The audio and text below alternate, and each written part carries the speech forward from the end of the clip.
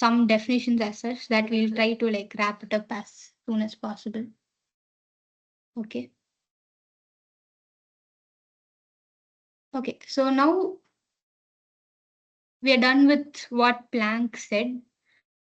Now we'll go to de Broglie. So Newton first said that light is a particle. Okay, so then all of these other people, say Maxwell, Young Fresnel, and then Huygens, everyone said that light is a wave.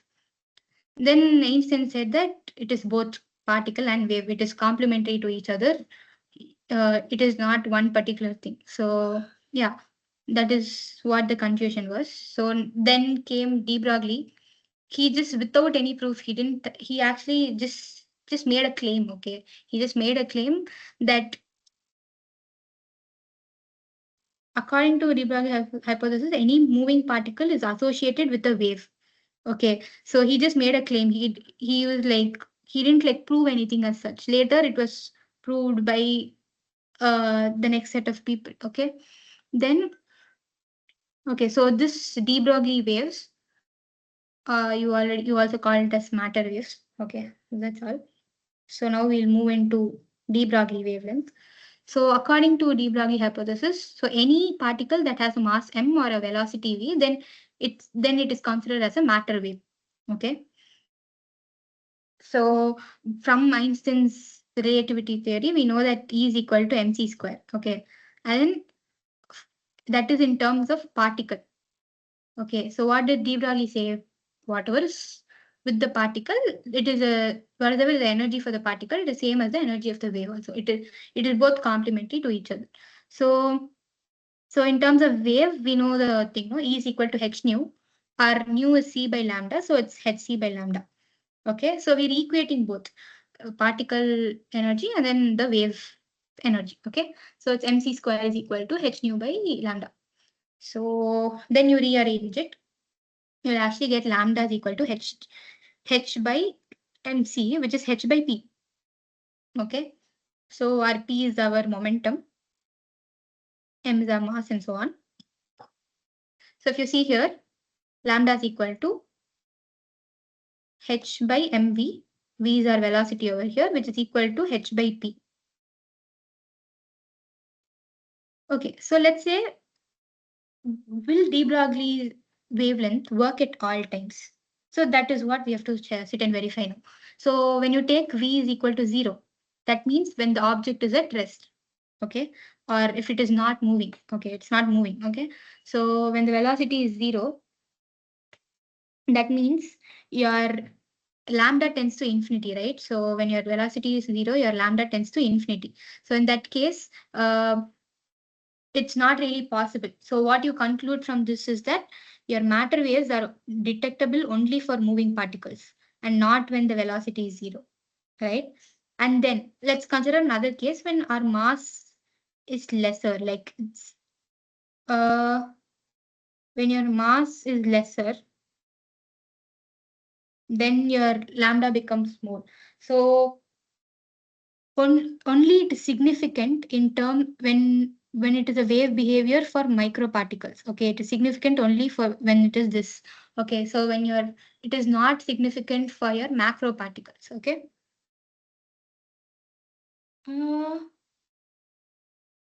Okay. Is everything fine till now? Do you want me to increase space even more? Yes. Okay.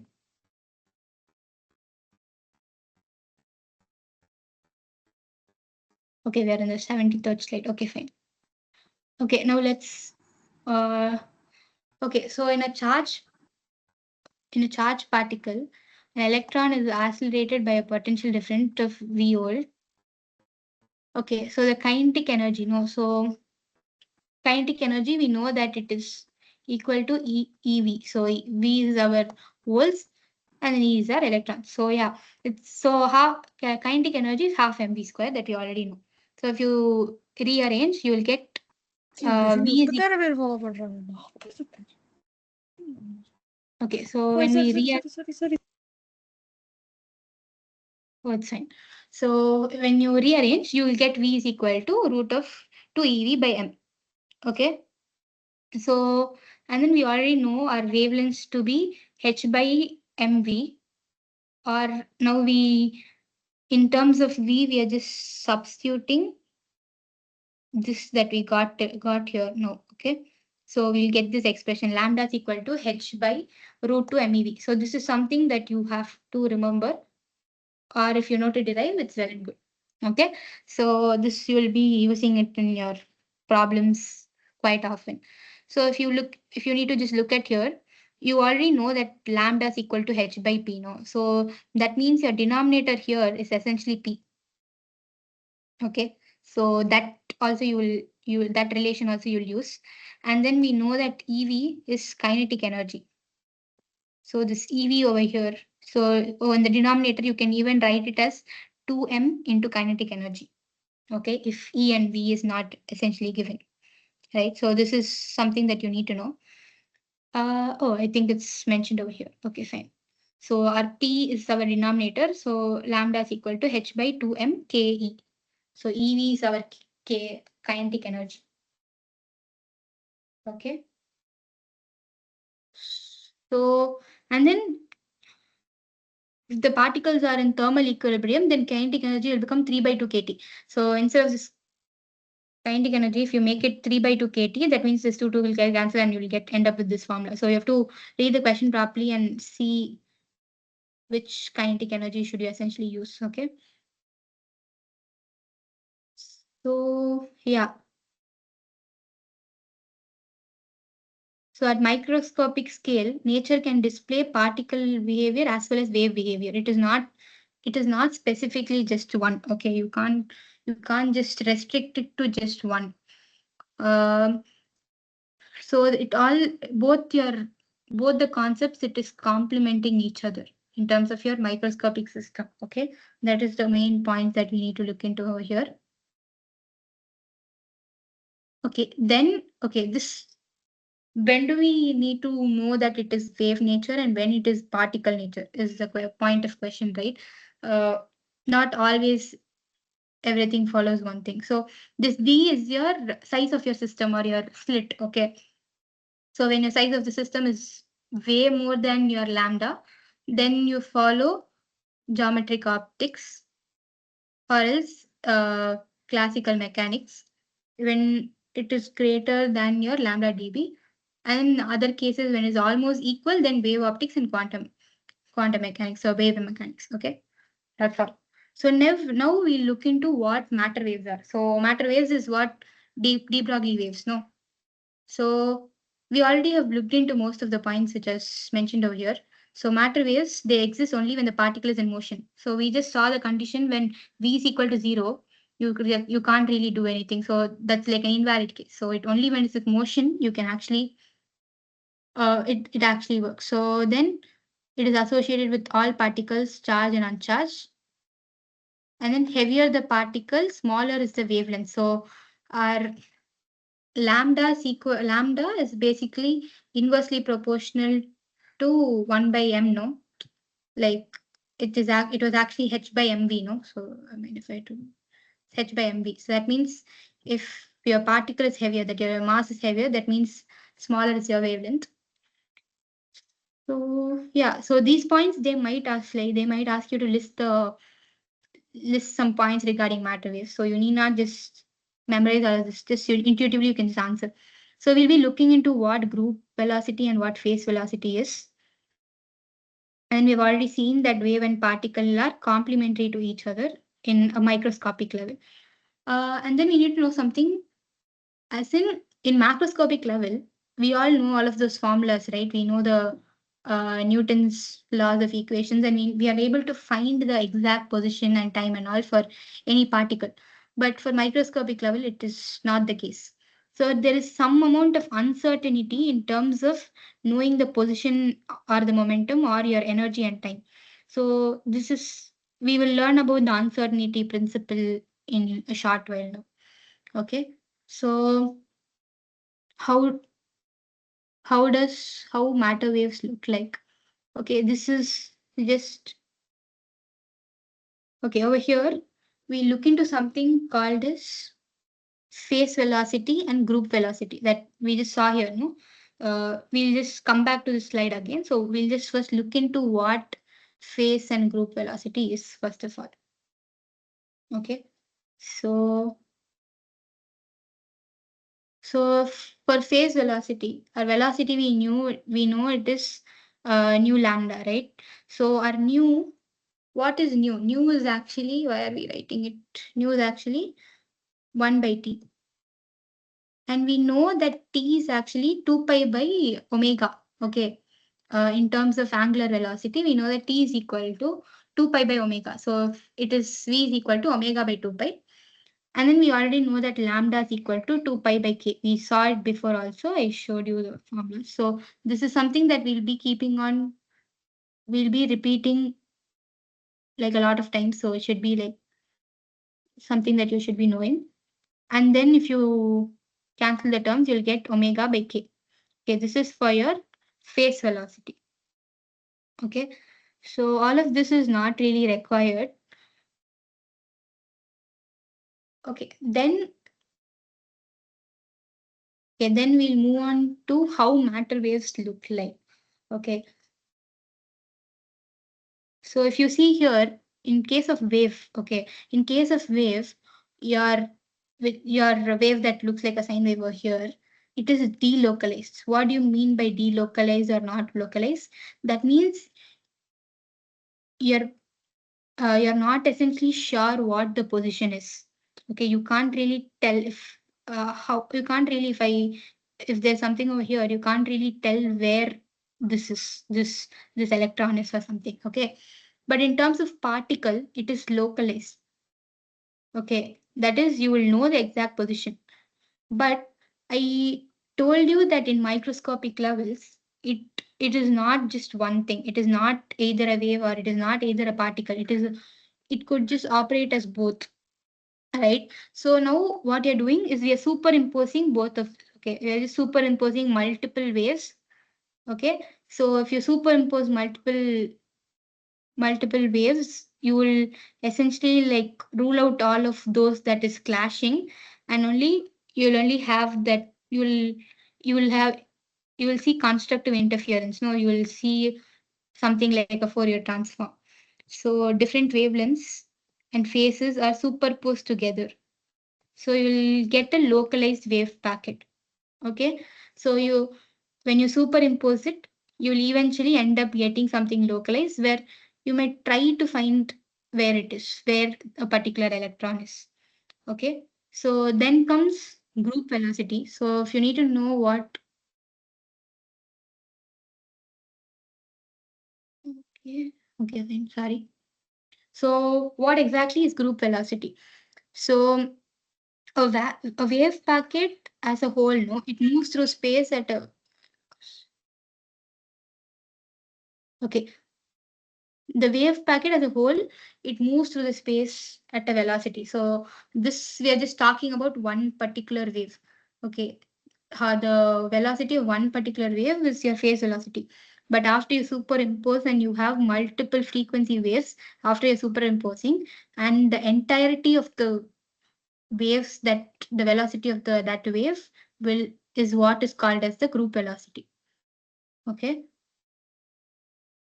So all of this is not required. But if you want to look at it, so y1 is a sine omega t by k1 x. That is your normal wave equation, general wave equation.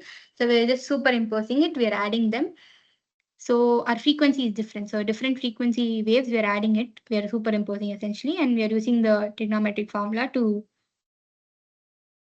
finally reach at it. But essentially, you don't need all of this. Okay. So what you have to look into is, in case of particle velocity, we just now saw that it is omega by k, okay, which is v lambda. But in terms of group velocity also, it is essentially differentiating in terms of d omega by dk. Okay, so So what do you conclude from this? It is essentially the same thing. Your particle velocity and your group velocity is essentially the same thing. Okay. Even from this, you can refer to that. Okay. If you like to look into this thing, okay, it's d omega by dk, no? So they are just expressing in terms of E and P also. Like all of this will get cancelled. So it's essentially d omega by dk only. But so here, if you see E is equal to h nu, and nu you can represent it as omega by 2 pi. We already saw, no? Because nu is 1 by t, which is 2 pi by omega.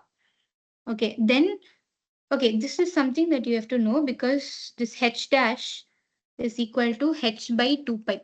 We'll be using it for our Schrodinger's equations. So this is something that you have to be familiar with. Then if you differentiate in terms of energy, you will end up getting 1 by h dash. Okay. And then if you differentiate in terms of k, you will get h dash. So your group velocity, I'm sorry.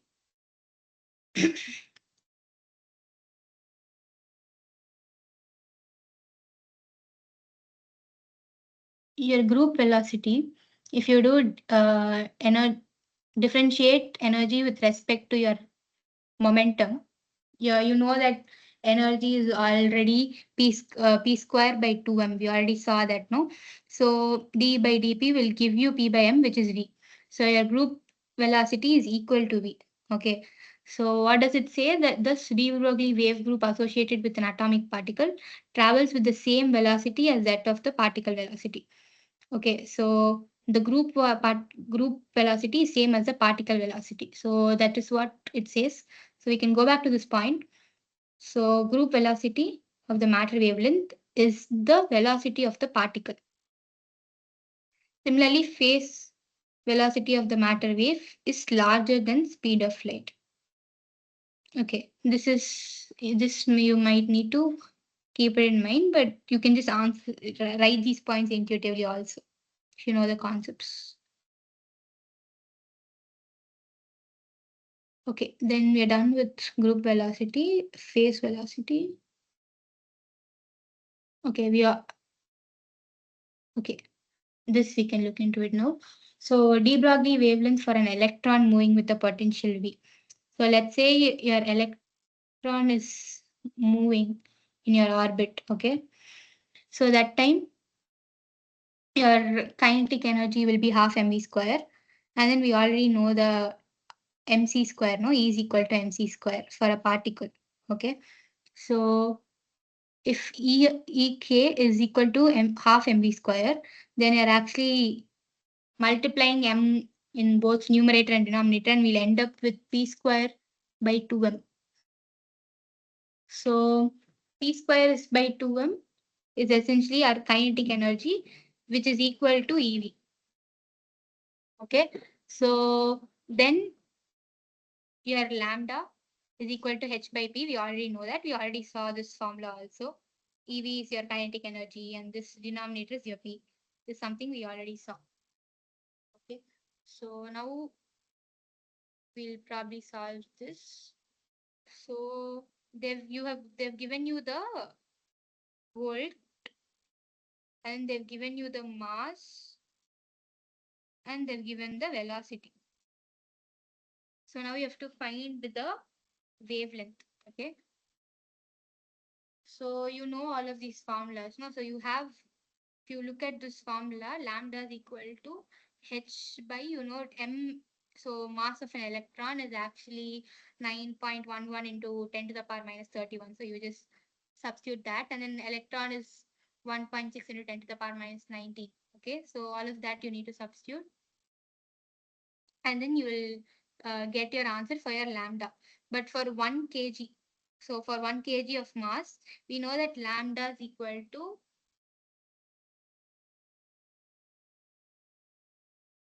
h by mv, no? So we have to compare these two. So here you will somewhat get it in terms of Armstrong. In our first case, when the potential is 100, you will get it in terms of Armstrong or something. Okay. But after you can solve and check that. And then after that, when you're comparing it with 1 kg and 1 meter per second case, if you substitute mass and your velocity, you will get it in terms of some 10 to the power 34 meter or something like that. Okay. 10 to the power minus 34 meter, something in that sense you will get. So you see that this is measuring in terms of the atomic scale, and this is also somewhat tiny. Okay. So this is the comparison that you can do. You can just maybe tell how much the wavelength differs in each of the case by how many times or something. Okay. So that you can do. Okay. Then the next question. Electron beam is accelerated from rest through a potential difference of 200 volt. Calculate the associated wavelengths. Again, the same formula. M we know it is 9.11 10 to the power 31 minus 31. E we know. V if they have given. H again is 6.34 into 10 to the power minus 34. No. So yeah, you can just substitute and you can get your lambda value. Then they're saying in case the beam is passed through a diffraction grating of spacing 3 Armstrong. So our D, they've given it as 3 Armstrong. So in case of diffraction, we've studied in 12th grade. No? So it's 2D sine theta is equal to n lambda or m lambda, whatever, m lambda. So here they've given our at what angle of deviation from incident direction will be the first maximum observed. So m, they've given it as 1. So at D, they've given, we have to find the theta. Okay. So lambda, we just found it in the previous subdivision. So you just substitute everything and you will get your theta value. Is everything clear till now? Is it fine? Can I move ahead?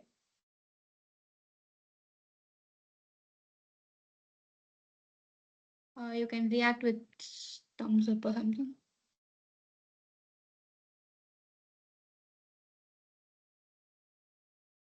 Okay. Others?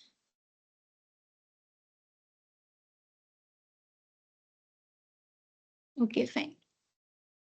We'll move on. And I'll try to go as soon as fast as possible. So now de Broglie justification for Bose postulate.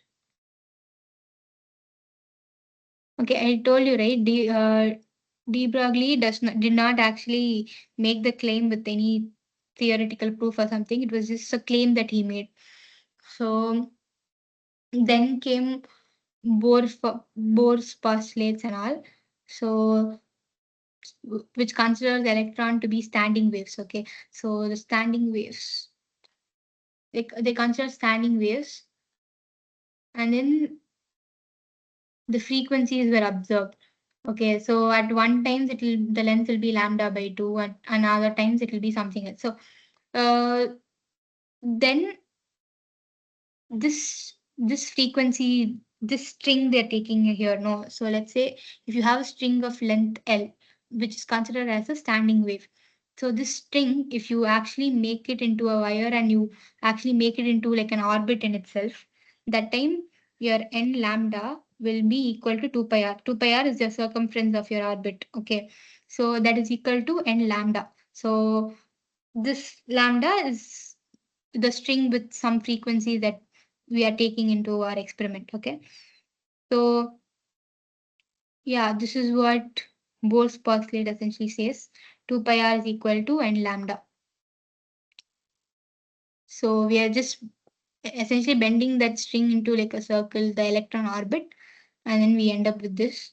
So the diagrams for every concept you should actually learn, like they'll expect diagrams for each and every concept that you'll explain in the question paper. So yeah. So now just another formula per se. We know that lambda is equal to h by mv. So now we also saw that our n lambda was 2 pi r, right? So if you substitute that now, it will become 2 pi r is equal to nh by mv. So shift it to the other side. So after rearranging, we'll essentially get mvr is equal to nh by 2 pi, or L is equal to nh by 2 pi, nh by 2 pi. So this thing. This is also something that they'll ask multiple numerical questions on this exact formula, mostly in terms of MVR and then NH by 2 pi. Okay, this is something that's very important. So here again, this H dash, it's basically H by 2 pi. So H by 2 pi is your H dash. Okay, that's all.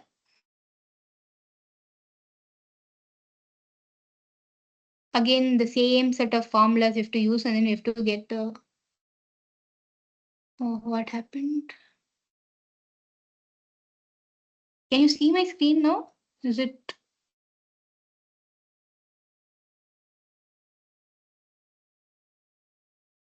Is my screen visible? No, right? There's some. What are you screen sharing? I don't know. It's showing some face. அதேதான் தெரியுது. Suddenly, I don't know what to do this. What is this?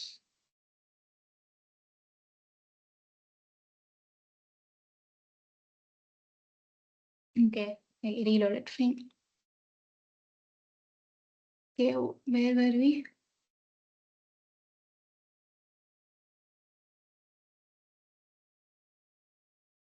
Okay, again, yeah, after all of the de Broglie hypothesis, they're still confirming whether it was actually true. So J.J. Thomson, he actually set up an experiment and then he confirmed it. It is not required for now. We'll skip that for now. Yeah, we have seen all of this already. Yes, we've seen this already. We're done with this. We're done with this. Oh, it's all repeating. Okay, fine.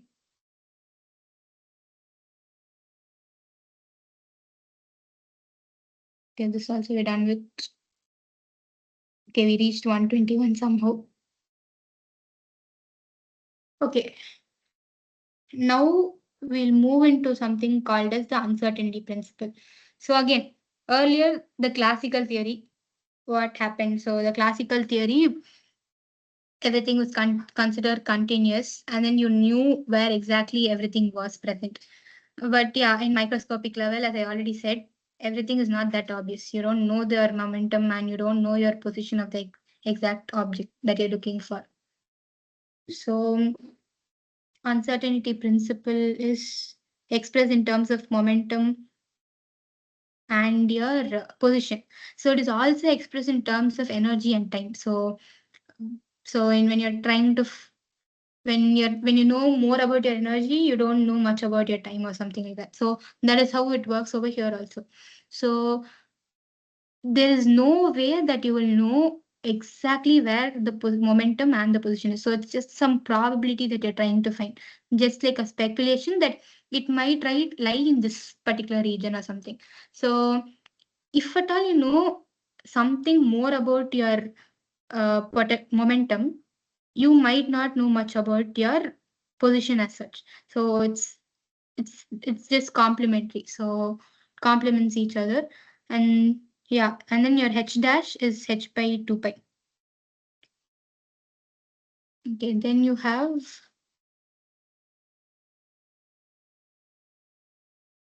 uncertainty principle, wave packets. So de Broglie said that like the waves are not localized, no. So you don't exactly know the position of it.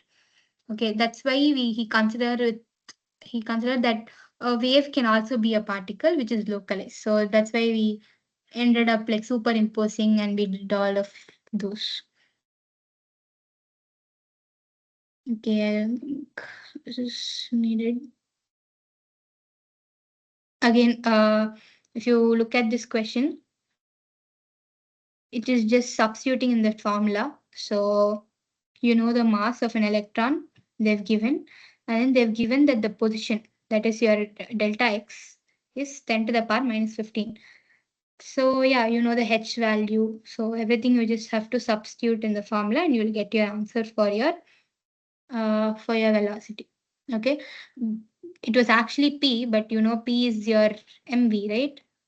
So this is also something that will get repeated multiple times in your question papers. Yeah, that's all. So, I mean delta v, just not v. Okay, so just we can skip. It's just experiment for the uncertainty principle. Okay, so what did I tell you? I just told you that you know you can't essentially find the exact momentum and position. So if you can't really find, you just how do you express that? Like there's something called as wave function. Okay, so previously, uh, let's say for your light waves, I told you light is an EM wave, right? Electric and magnetic field, magnetic wave. So EM wave. In terms of your sound, what varies? Your pressure varies. In terms of light, your electric and magnetic field varies. So similarly for de Broglie waves, what varies is our question. Okay. So how do we represent the probability of finding something at a particular region? Okay. That is why we have something called as wave function. Okay. So the wave function we just saw the uncertainty principle, no? So now we need to find how is that uncertainty principle actually like represented.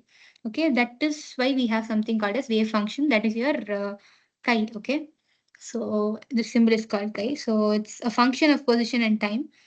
So it's very abstract. You can't you don't it's not something that is a measurable quantity. It involves complex numbers also. Exactly. Okay, so yeah, now we'll move on to wave function.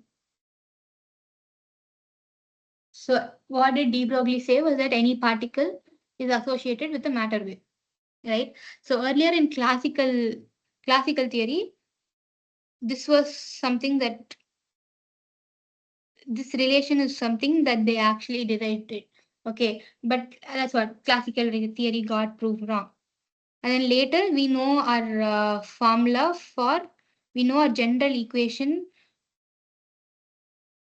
general equation for a matter wave, right? So for a wave, so a e power minus I omega t minus chi. So our chi is our phase, and then omega t, omegas are angular velocity. That's all. So yeah. So now we know that omega, which is our angular velocity, is equal to 2 pi nu. Okay, and then your phase is basically kx, which is 2 pi by lambda into x. Okay, so all if you just remember this first, we all know the general equation. If you just know the general equation, you can just expand it, and you can get your answer or your formula which you might need. So just you need not memorize everything. Oh, sorry. Okay, so they're just taking I to 2 pi common, and they're expressing like this. Now to write in terms of your energy and your momentum and all, you're just substituting lambda is equal to h by p, E is equal to h nu. In this formula, you're just substituting, okay? So as in terms of nu, you just substitute E by h, okay? Because you need in terms of energy. So after substituting, you will end up with this. So if you take your h common outside, your 2 pi by h will become 1 by h dash, right? So we already know that h dash is h by 2 pi. So yeah, you're expressing in terms of h dash. So now your chi, which is your wave function, which is in terms of your position and time, okay? That is this formula. So this you might be using it in like multiple places. So even for your Schrödinger's equations, you'll be using this, okay? So that's all. There's nothing much here. This also, the wave function is just a probabilistic interpretation. Okay. End of the day, you used to just know this part. Okay, so this is just a definition of what wave function is. A mathematical function that represents a state of quantum mechanical system and consists of all valuable information regarding the system. So in our case, we're just looking into uh, the momentum and your position, no? But the wave function itself consists of all the information regarding the wave in itself. Okay, so yeah, again the same formula that you need to know. Chi is equal to a e power minus I by h dash into et minus px. Okay, so now what is this chi square? Okay, so this chi square is exactly what the probability is. Okay, so if you see here, uh, 1 second, where is it slide?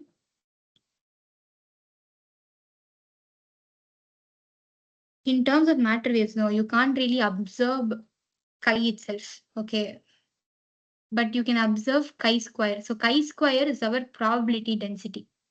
Okay, it is chi mod chi square. Okay, that is our probability density. If you see, let's just come back here. Our chi square. So what is our goal over here? We just need to know that whether some particle, let's say you have something, whether a particle is present over here, present there or not. That is what you need to know. No. So let's say this has like a boundary from 0 to L or something. So you have to find whether that particle is present there. Okay. So that means you will definitely know that it is between 0 to L. But you don't know the exact position, correct? No.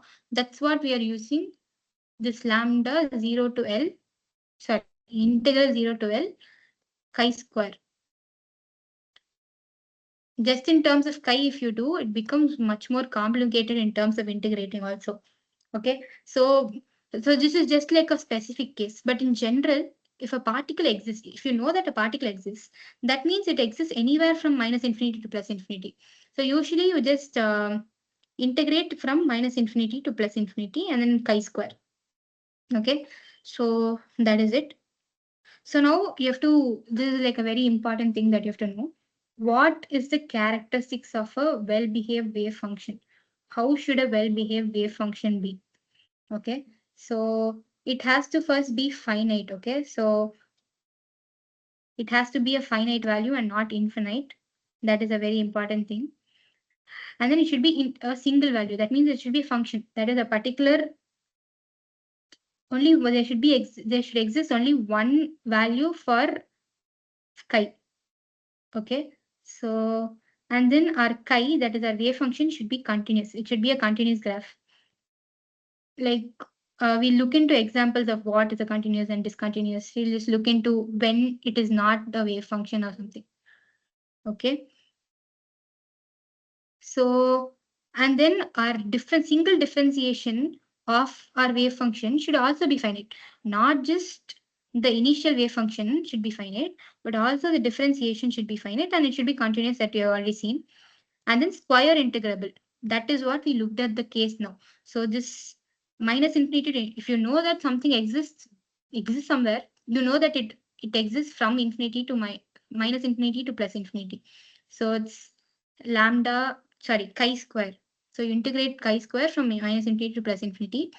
And this integration should also give you a finite value. That should also not give you an infinite value. Okay, so this is something called as normalization condition. So we'll be using it later also. Okay. So actually this chi square, no, if you actually, it's okay. It's written over here. Just chi square is chi star square into chi star into chi. Okay. So yeah, once again, they're campaigning.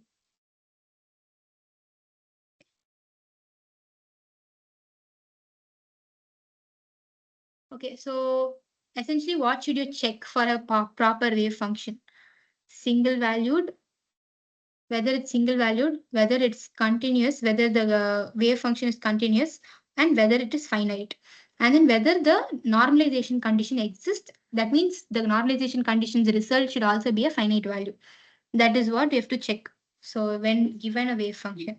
So over here, what is happening? So here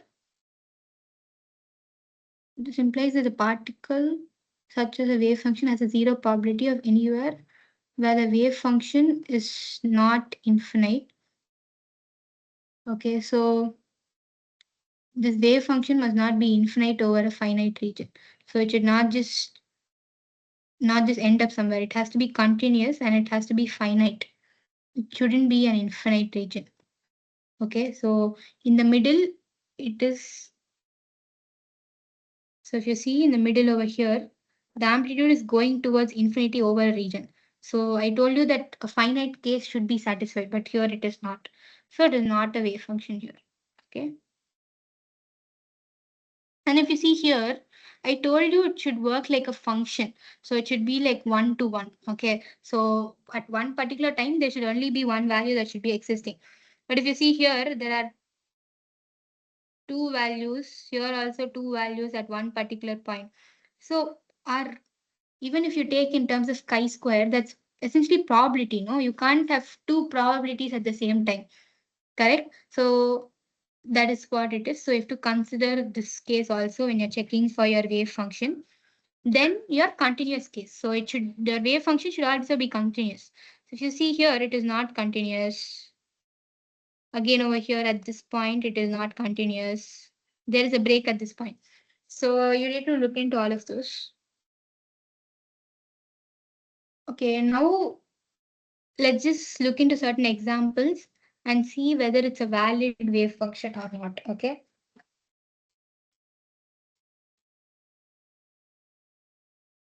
Okay. So our first question is cos x over 0 to infinity. Okay. So our cos x is just some, okay. So from 0 to infinity, they're asking us to check. So you know that a cos graph is it's continuous, no? And also there's only one value at one particular time. So it is single valued and then it is continuous. That is something that we know. But if you try to integrate cos x the whole square or cos square x, that means your limit is from 0 to infinity. So it tends to infinity after you integrate. So what did I say? You need to achieve at a finite condition, right? So this doesn't happen over here, so it's wrong. Even if one condition fails, then it is not a wave function. And then if you see e power x again, no? If you try to integrate it from minus infinity to infinity, ex the whole square. Why are we doing square? Because our normalization condition is that.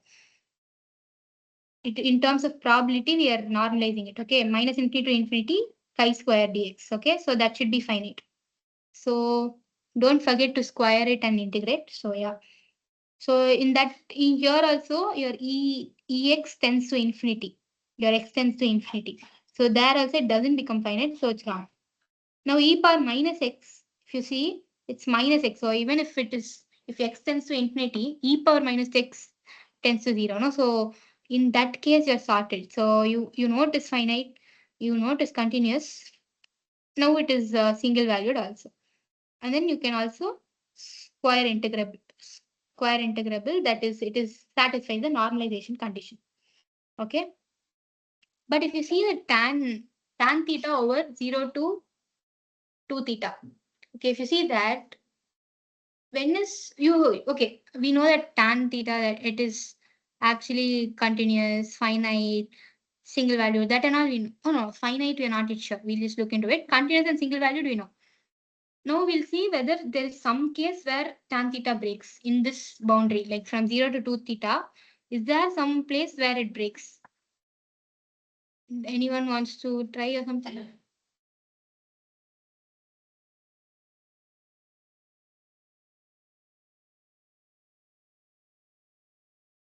Okay, so let me tell. So tan theta over 0 to 2 theta. So it breaks at pi by 2, I think. So pi by 2, it is undefined. That means it breaks, no? When theta is equal to pi by 2, it breaks. So it is discontinuous in that region. So you can't, so that is not a valid wave function. So your third case is only the valid wave function. So yeah.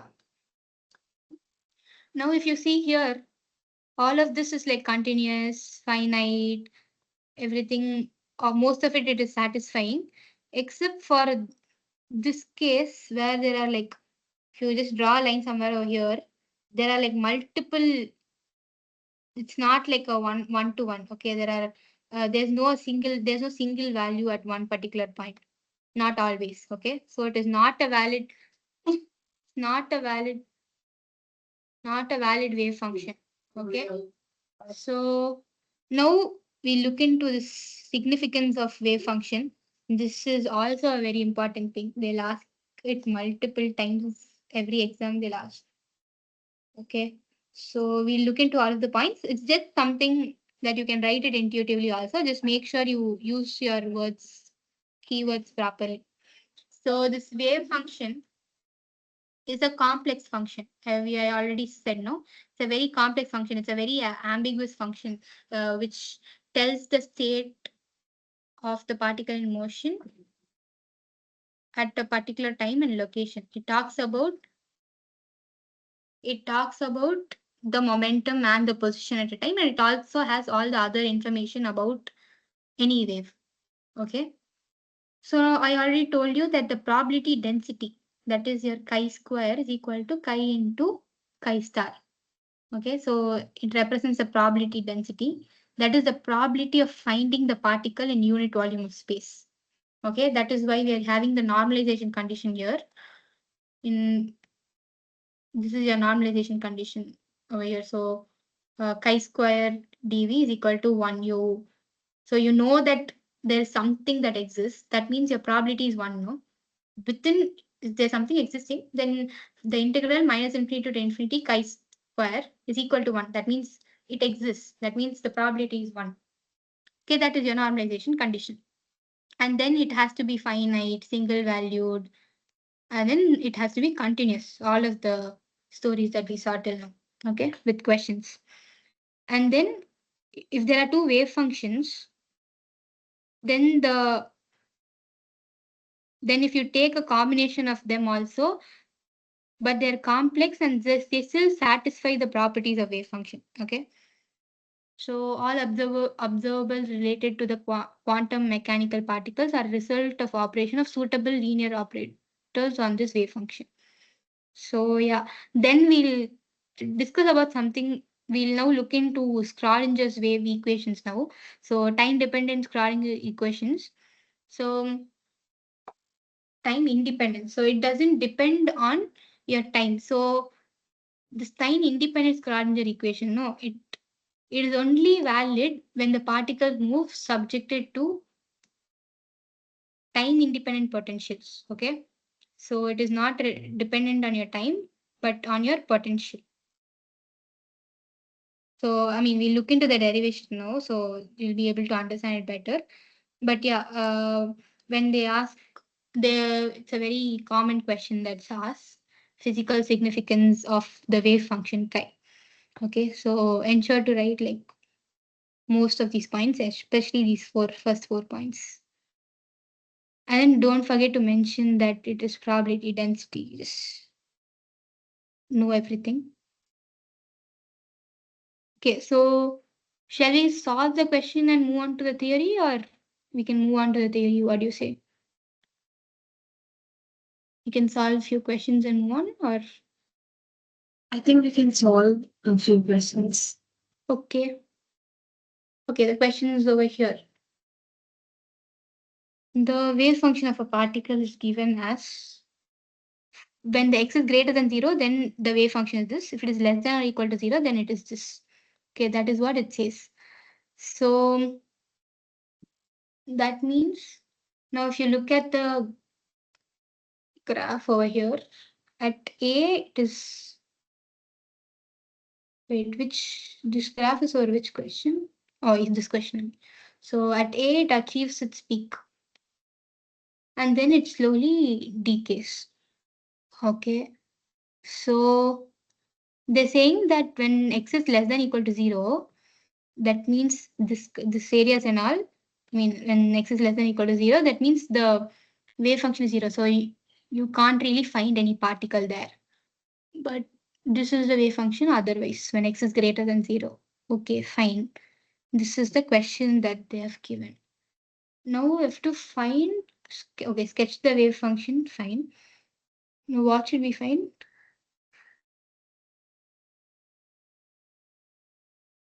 I'm so sorry, 1 second.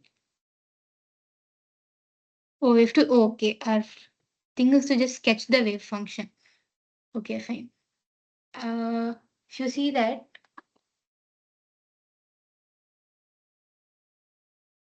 okay, so when the wave function is 0 when x is less than 0, they've given that. So you need to start from 0. Here nothing is there. You need to start from here. And then when x reaches infinity, you can't really have it as infinity, no? So you substitute infinity over here also. So if you substitute infinity over here, it will become 0. So you have to tend to 0. That is something that you observe. Okay. So you tend to observe that it reaches to 0 when when x is moving to infinity. So from the question, how will you actually draw the graph? So it starts from 0. Before x is x less than equal to 0, it is nothing, it is all 0. Again, this part, the middle portion, we are yet to look at it from the question. Okay. So we can differentiate in terms of x, and we can see what the value that you're getting. If you're trying to differentiate in terms of x and we are trying to equate it to 0, no, then you will get your peak, no. You'll get what you're going to reach at. So if you equate it to 0, okay, let's say you're differentiating chi x in terms with respect to x, you will get this. And then you equate it to 0. So that means your 1 minus x by a will be equal to 0. The other terms and all will get cancelled out. So 1 x. Is there an x? No, that's all. So 1 minus xa equal to 0. So if you do that, it will become x is equal to a or 1 plus a, but a is your dominant term, so you just take it as a, okay? So yeah, so at x is equal to a, it increases. So you found your increasing graph, and since you differentiated it and you also found it increasing graph, you actually draw your peak at a, maybe this some point a, okay? So yeah, that's all. It's just we're not doing anything here. Okay, now this question, check whether the following is a valid function. So they've given you the graph, they've given you this. So okay, so they've given you for x greater than 0, it's this, x less than 0, it's this. Okay, now first you have to check whether it's whether it's like we need to check for finite condition also, we need to check for single valued and so on. First, let's just look at the graph. What is the first thing that we notice? We see that there's a break at x is equal to 0, right? So it's not a continuous graph. That's all. At this point itself, it gets the wave function property gets proven wrong. So it is not a wave function. I think I'm right. So it's not continuous at x is equal to 0. Okay. So yeah, this is, I think you might get one question based on finding whether it's a proper wave function or not. So yeah. Do we get this graph from the question itself? I don't think we do. Oh, here they have given in the question. Otherwise, you can try to like differentiate it and then find your peak. So that time you will get your graph. But that's what I think they'll mostly give the graph. For me, they gave this kind of question. We solved this, no? This is a very common kind of question that they'll give. My question paper also they gave this. Okay. So maybe you just know all of your cos, log functions, your exponential functions, and your tan, everything, and then you know where it is discontinuous. So in your tan, uh, ex, when your theta is pi by 2, then it's invalid. No, that case is it's discontinuous. Mostly sine and cos and all discontinuous only. So you just know which cases, just know your graphs properly. So that time I think it should be fine. But when it's like a very complicated thing like this and all, a e power minus x by a, that and all, mostly they'll give you the graph. So need not worry. Okay. Okay. So yeah. Okay, then okay, this maybe you can give it a shot. This thing you can try and see. Mostly when x is negative, even if it's like an infinite condition, your normalizing case will become finite only. Because if you're substituting infinity over here, then it will become finite, no? E power minus infinity, so it will become finite. So in those cases, it mostly won't be a problem. So other cases you will have to find and check. Now maybe we can do this question.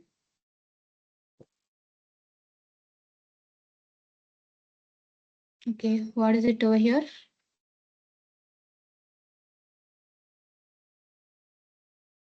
So they've given the wave function chi x is equal to this from 0 to L. Okay, there is from 0 to L, they've given that chi x is that value, and then otherwise it is 0. So anywhere this side or anywhere above L also it is 0. That is what they've given. But now they're asking us to find the probability of finding the particle in the range. This. So if you need to find the probability, you know, first need to think of chi-square. That is our probability density function. No, chi-square is something that you have to think. Then obviously you will get your normalization condition in your mind. So now from integrating, usually what do? You integrate from minus infinity to plus infinity. But in the question itself, they've said it is only valid from 0 to L. So it's our same math 2 kind of thing. Okay, so it's only valid from 0 to L. So you can only integrate from 0 to L. But they're asking us to find from L by 4 to 3L by 4. They're not asking you to find from 0 to L. So from 0 to L, it will probably be 1 or something. Because it definitely exists there, no? So it will be 1. So, but they're asking you to find from L by 4 to 3L by 4. Okay. So this chi-square now, you have to square this. Just don't forget to square it. Many like I've made the same mistake multiple times. So it will be you integrate 2 by L into sine square pi x by L. So that's all. It's just normal integration. Just brush up your integration formulas just in case. Okay, so this kind of question also they gave us for like some 8 mark or 10 mark. I don't know. They gave a very similar question with like multiple subdivisions. So yeah, this question, what does it say? The wave function of a particle at an instant is given as this for x is less than 0 and this for x greater than 0. Show that a plus b equal to c. Okay, so they've given that the wave function, this is a wave function they've given. So you need not check whether it's a wave function or not. So if it's a wave function, that means it has to be finite. Okay, it has to be finite. Then it has to be continuous. So our finite case, it is finite because it's a wave function. It has to be continuous. Okay. Then it has to be single valued. Then our normalization condition also satisfies. Okay, so these are the 4 conditions that is already satisfied because this is a wave function. Maybe we can look into the continuous case. Okay, so how you have to do is, so if it is continuous, that it means your LHL and RHL will be equal, no? So it's just the normal thing that you do. So if you take at x is equal to 0, and you substitute x is equal to 0 over here, if you do that, you will essentially get a plus b in your first thing. In your first expression, if you substitute x is equal to 0, you will get this, right? And in your second expression, if you substitute x is equal to 0, you will get c. But now our question is to prove that a plus b equal to c. But how will you tell that? It's because they've given that it's a wave function. Wave function means it is continuous. So if it's continuous means like f of 0, I mean chi of 0 here, but yeah, f of 0 is equal to LHL equal to RHL. So that's how you always do that, no? So left hand side equal to right hand side. Is this part clear? You want me to repeat this or something? Is this fine?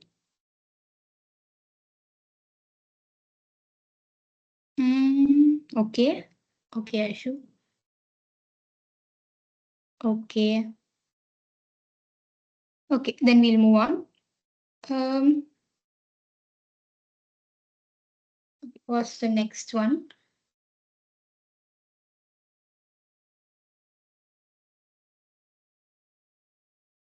I mean, this is something you can try it out, but I told you, right? So when it is in terms of minus x, so even if you substitute infinity, it'll instead of x, if you substitute infinity, it'll tend to a finite value. So in this case, it's mostly this should be the answer. But while writing the answer, you have to prove all of the 4 conditions. Whether if it's a proper valid function, proper valid wave function, I have to tell that it's finite, it's single valued, it's continuous. Then the normalization condition satisfies. So these 4 conditions has to be told properly. If it is not, you have to tell why exactly something is not. Okay. So yeah, I think this we solved. Okay, what is this? 21st? Okay, fine. What is this? The wave function of a particle is given by this. Find the probability of finding the wave particle. So the same thing. We did that, no? Or the previous discussion we did, no? So you just integrate it from minus a to a, and then you square this. From minus a to a, you integrate, and then sigma chi square, no? You have to do normalization condition. So you square this and you integrate from minus a to a. That is your first subdivision. So second subdivision, find the value of B so that the probability of finding the particle in the range minus B to B is 0.5. This is exactly the opposite. So they gave you the probability value. So they gave you 0.5 is equal to the integration from minus B to B. Okay, so minus B to B, and then you do chi square. Okay, so that's all. So they gave you this, it's just reverse. Okay, so yeah, I think this should be fine, no? Okay, then we'll move on to the next set of topics. Now comes the most important topic. Maybe after finishing this Schrödinger's part, we can take like a very short break or something. Okay. This Schrödinger part is like very fun. You just need to know the flow of the derivation and like what do we end up with. Okay, so it's not really very complicated. So and again, this either time independent Schrödinger equation or time dependent Schrödinger equation, you might definitely get it. But CIA2, I'm not really sure. They might give it for sure. And then that significance of wave function. That's something that they repeated quite often. So yeah, now time independent Schrödinger equation. So what did I say? So with time independent, it's not dependent on time, but it's dependent on the potential. So that is what even we saw, no, the potential energy. So yeah, we will express in terms of potential energy. Okay, it's not really expressed in terms of time. So now we found the chi, no, the wave function. We saw several slides back. We derived the wave function. Yeah, we derived the wave function. No, so this thing we will use that as our base. So the wave function. Now that can be expressed in terms of position as well as time. So chi x into psi t. Okay, so for chi x, what you're exactly doing is whatever is in terms of x from this formula. So what is in terms of x from this formula? That means this whole thing and then px, right? This part is in terms of x. So that you write it. And then the remaining part, okay, so that you will write it for chi t. Okay, so yeah, that's it. So now we are differentiating in terms of x. So when you differentiate in terms of x, so this we are differentiating in terms of x. Okay, because you're dealing with time independent Schrödinger equation. So when you're differentiating in terms of x, you will end up with this. No, so this remains as it is, and then you differentiate the exponent. So it will be ip by h dash. So our h dash, I'm just reminding you, h dash is h by 2 pi. Okay. So yeah, now this part is essentially the wave function itself. So you write it like that. Now you might ask, why are we doing multiple steps? So finally, we have to end up with something called as eigenfunction. Okay, you have to end up with an eigen expression. So what exactly is eigen expression, you might ask? So what exactly is that? Every measurable quantity, no, every measurable quantity, it corresponds to some operator. Okay, that means your P over here, it corresponds to this. Okay, and that measurements, it gives the eigenvalue of that function. Okay, so there is some, so you have to express in such a way that there is some measurable quantity. Our P, we know it is a measurable quantity, our momentum, now that we have our wave function. So that we are expressing in terms of an operator. Okay, so we have to express our final equation in terms of that. That's why we're doing all of this rearranging, substituting, differentiating, everything. Okay, so yeah. And then, okay, we have seen till this, no? We saw till this. Now again, you're rearranging so that you end up with an eigenvalue function. So you're taking h and I to the other side. So it's h dash I, h dash by I into this is equal to p into chi x. Okay, that is what it is.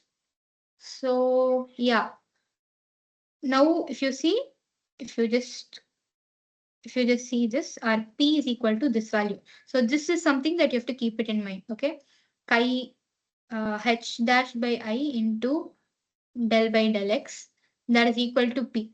So you might be using it in your questions also, problems also. Okay, so then comes, okay, then when we are differentiating it twice, no? So when we differentiate it twice, we will end up with this expression. Okay. Now, at last, we need to express in terms of V. So why are we again differentiating twice? Because it is we have to express in terms of potential energy. Okay. So and then potential energy and probably energy E also. So E and V we have to express in terms of that. So we are like differentiating it twice. So you will get something like minus p square by h dash square into chi x. So this p square, we already know this formula. No, E is equal to p square by 2m plus v. So there's a bracket over here.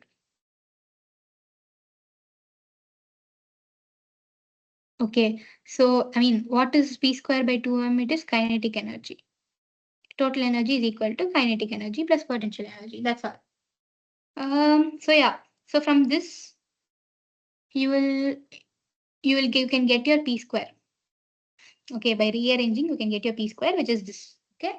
So now you have to substitute this in your p square. Why are we substituting? Again, we need to express in terms of v and v. That's why we're doing all of this double differentiation, getting this formula, and you're substituting it. Okay. So after we substitute, we'll get this expression, and then you rearrange it to get like a proper eigenvalue function. Okay. So you are actually taking h dash square and this 2m, no? This part you're taking it to the other side. And then you are taking this plus also, plus v chi x. This part also, I mean, if it goes to the other side, it becomes plus, no? So that also we are taking. This also is equal to E chi x. Okay, this E and then this chi x is pending. No, that will be over here. So this is your time independent Schrödinger equation. Okay, so this is very, very important as a derivation, even for your problems. Okay, so if you just see, this is just for one dimension, but for 3 dimension, you just take the Laplacian operator. So you differentiate in terms of all x, y, and z. Okay, so this you just express this thing is essentially Laplacian operator. More than the, I mean, under time independent, mostly this case might be asked like for problems as such. So using Laplacian operator and differentiating in terms of all of this is something that they can ask. Okay, they might give you most of the values and just that's what you just need to know what each formula is and what are the values in it. So based on something that's given in the question, you'll be able to find what formula that you have to exactly use. That's all. So yeah, if I need to brush it up once for time independent, we need to finally find one expression which is in terms of v. So we already know the wave function. Wave function is, we already know our wave function formula, general formula. So from that, we are expressing in terms of x and t. We are differentiating it once, and still we are not like getting in terms of v and all. So we are finding one eigenvalue function, and we are finding the value for p. And then again, if you double differentiate it, then you will get it in terms of p square. So p square, if you p square by 2m is kinetic energy plus v is potential energy. Kinetic plus potential is total energy. So you can represent p square by reshuffling, and then you can replace p square also. Then you rearrange, and then you finally end up getting your time independent Schrödinger equation. That's all. So you can just try practicing it, and you need not memorize all of this. If you just know the flow of it, like why we are doing all of this, you can just do it. That's all. Then in terms of your 3 dimension, it is using your Laplacian operator. That is, you're differentiating in terms of x, y, and z. That's all. So I think this also gets, yeah, okay. So you need to know that this whole thing represents your Hamiltonian operator, your capital H. Okay. So if they ask you to calculate your Hamiltonian operator, they might give you the values for this, something like that. Okay. They'll definitely, I think this is like a potential question that they might ask. Okay. So is time independent Schrödinger equation clear? Is that fine?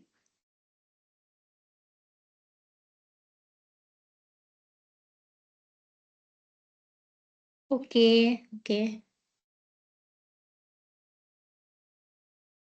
Okay, then comes time dependence Schrödinger equation. Okay, so in terms of time dependence Schrödinger equation is dependent on time. That's all, like very obvious. Okay, so you're differentiating in terms of time now. See, yeah, and differentiating with in terms of t. Okay, time. So if you differentiate the whole thing in terms of t, you will end up getting this thing, but this thing is again your wave function. All right. So if you rearrange it, that is if you actually, if you get this to your other side, you will end up with, actually this is wrong. It is h by, oh no, it's not wrong. Okay, I'll tell you why it is not wrong. Okay. As in it is, when h and I goes to the other side, that means it will become minus h dash by I, no? So I is a complex number.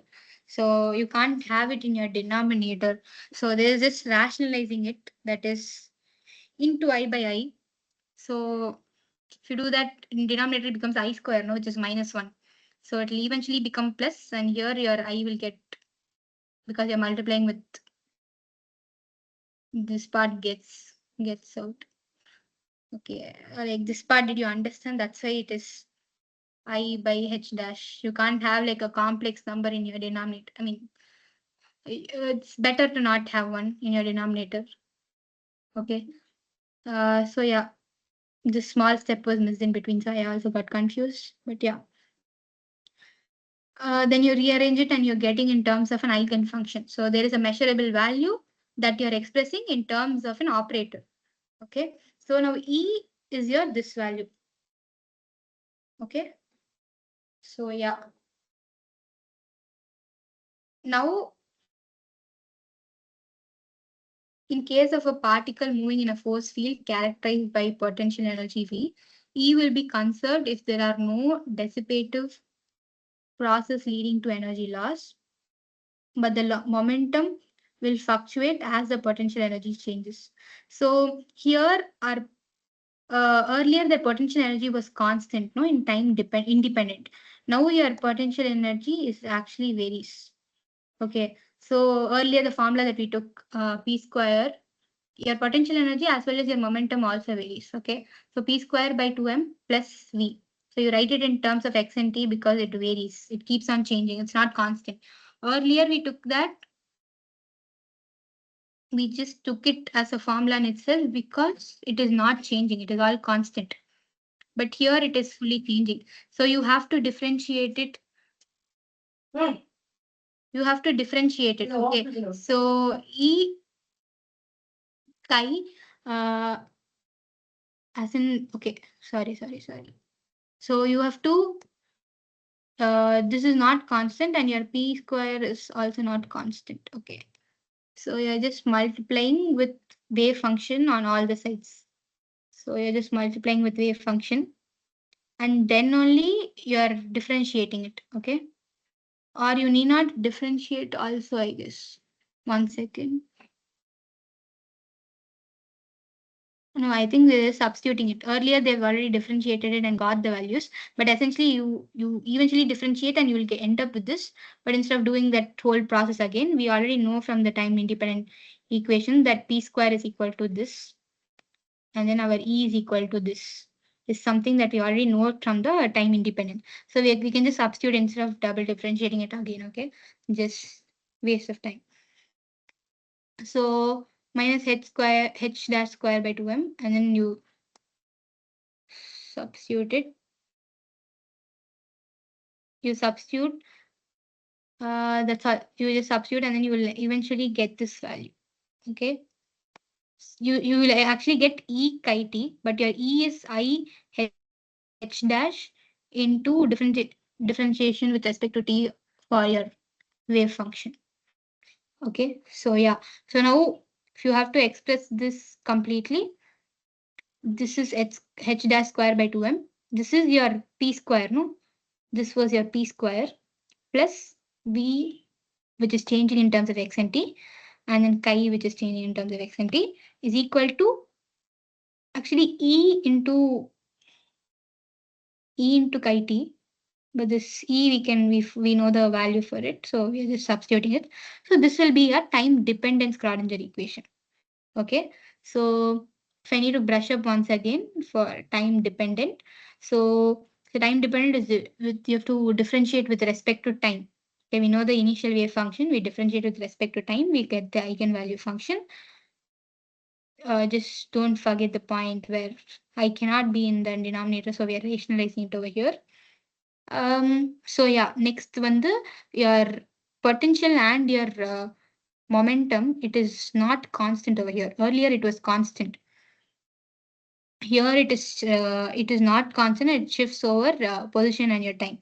So in that case, you have to they're just multiplying wave function on all the sides, and then they're finally expressing in terms of your potential and your P square. So they're doing it by just substituting all of this. Okay, so they're substituting the value that we already got. So you just substitute and you'll end up with your time dependent Schrödinger equation. Okay, so then again the same slide, which is very important. You might get asked. You might be asked to write this. Okay, so yeah, we know. So this values for P square and E, you just need to have to keep it in mind. They might be asked in problems also. Might be tested in some way. And then know your final time independence Schrödinger equation and time dependence Schrödinger equation. because just in case if you miss any step, you might be able to like somehow get the logic somehow. Okay, but just remember the flow of every derivation and such as such. Just practice it once. Okay, is this fine? Like time dependent, time independent?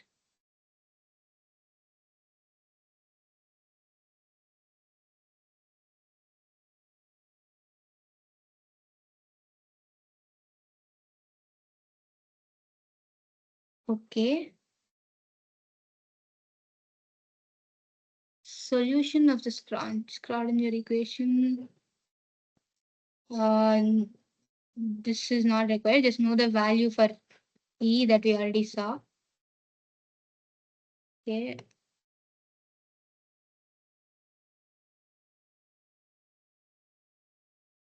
Okay, should we take a small break now, or we can complete 1D potential well and maybe take a small break?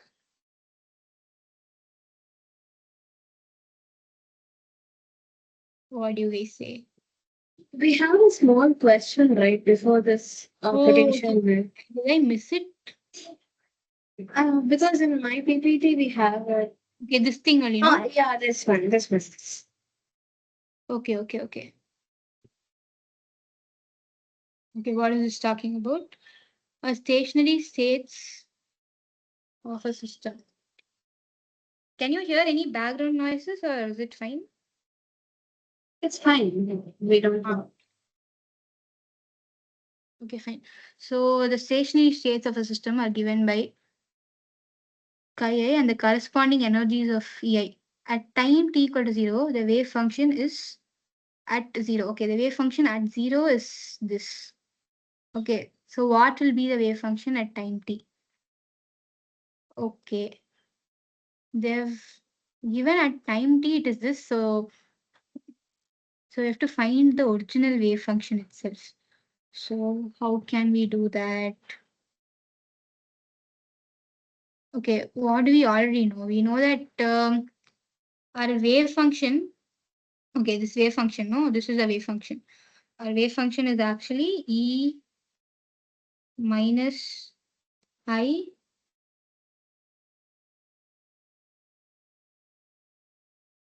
Et by H dash.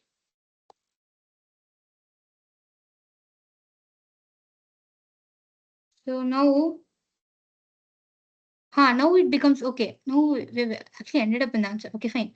We know the wave function is this. Okay. So at time it equals to 0. So they have actually from this they have put time is equal to 0 and they ended up with your values. Okay, so now you just write for instead of E you write E1, instead of chi2 you write E2 in your formula and you write E3. Yeah, that's all. This is Because it's stationary system, we took x is equal to 0 or something like that. Why is the second term missing?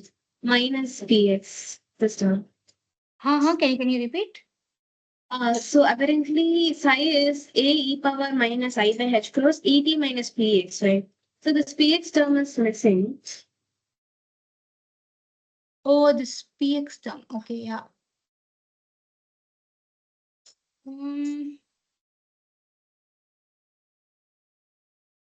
Okay, 1 second. The stationary state. So, okay.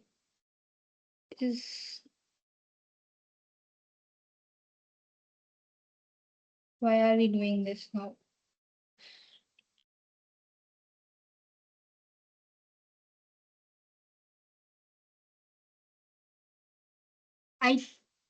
Wait. I think RPX term is also in here.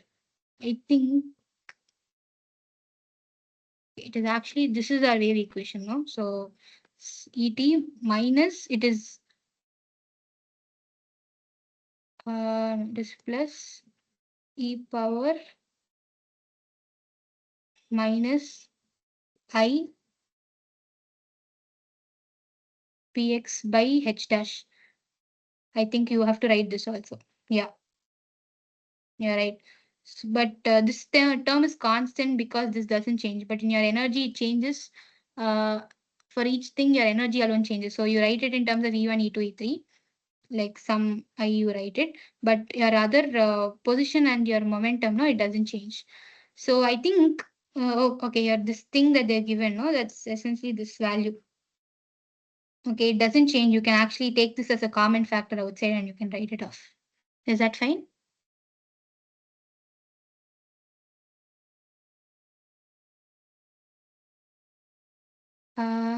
Is that fine? Okay. Okay, now this is another question, is it? Consider a system whose state is given in terms of orthonormal set of three vectors, chi1, chi2, chi3, as this. Okay, we have to verify that it is normalized. Okay, then calculate the probability of finding the system in one of these states. So first you have to check that whether it's normalized. Okay. So like there are multiple systems. So you have to check one system by system. Okay, so first for the first system, you actually do the normalization condition. You do 3 by 9. That is you're squaring it.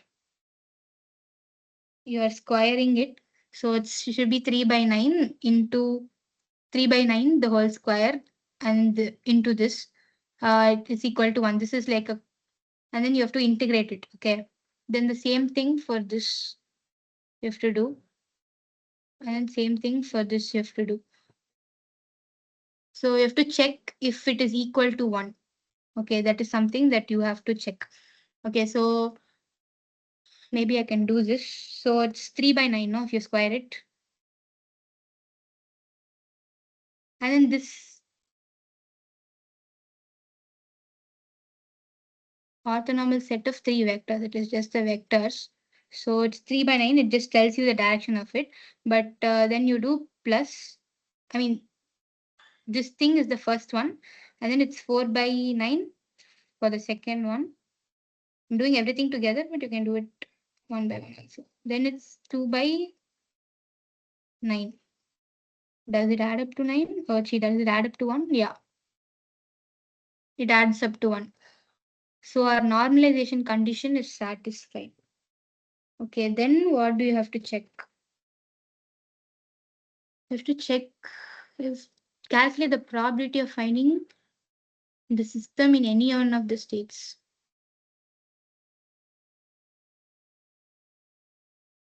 As in this, what should be done over here?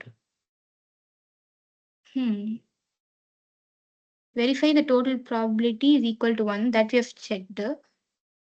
Verify that this is normalized, we have checked. Then calculate the probability of finding the system in any one of the states. Any idea how what exactly is asked here? What should we do here?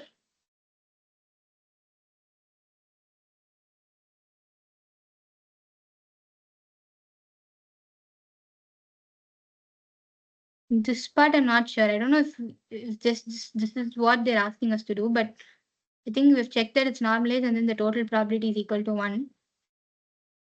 I think, we have to just calculate it one by one and then do it. I think that's what they're telling, but I'll maybe check and tell you if this is something else that you need to also calculate. Okay, so now what you have to do, consider now an ensemble of 8 and identical systems. Okay, each of them in the state chi. Okay, if the measurements are done on all of them, how many systems will be found in each of the states?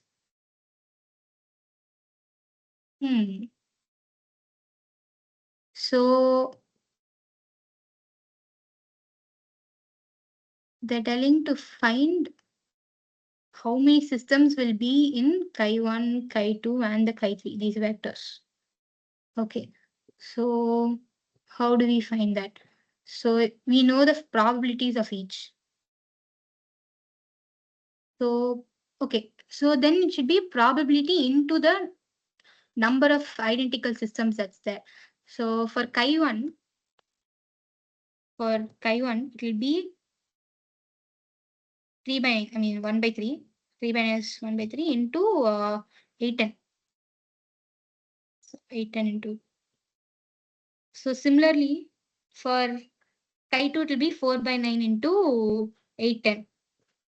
Then similarly for chi3, it will be 2 by 9 into 810. Is there any answer? Oh, its answer is there. Okay, wait, let me check. So here we're actually finding this and then equating it to 1. Yeah, finding this one. And then for the B question, yeah, we're doing this. Okay, one sec.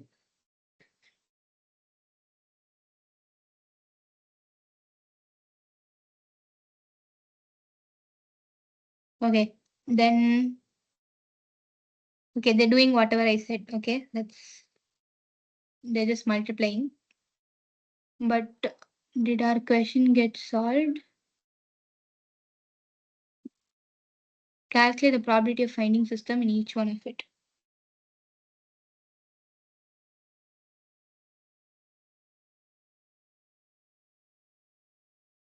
Not exactly sure about this. I'll probably look into it and I'll tell it. Okay, otherwise, is it fine? Is this question fine except for this part?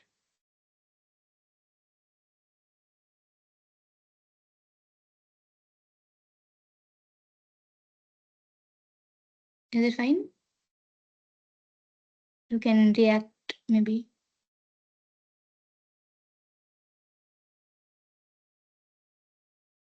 Okay. Okay, x is constant because of stationary states. Okay. Okay, then that I think it shouldn't be a problem then, that question. Okay, are we fine with everything till now? We can maybe take like some 10-minute break or something. How many slides do we have left? From 178 to 235 maybe. We can finish it in like 30-40 minutes, hopefully. Okay, so 6:50 now. We'll start at 7 or 7:05. Everyone eat something or drink some water.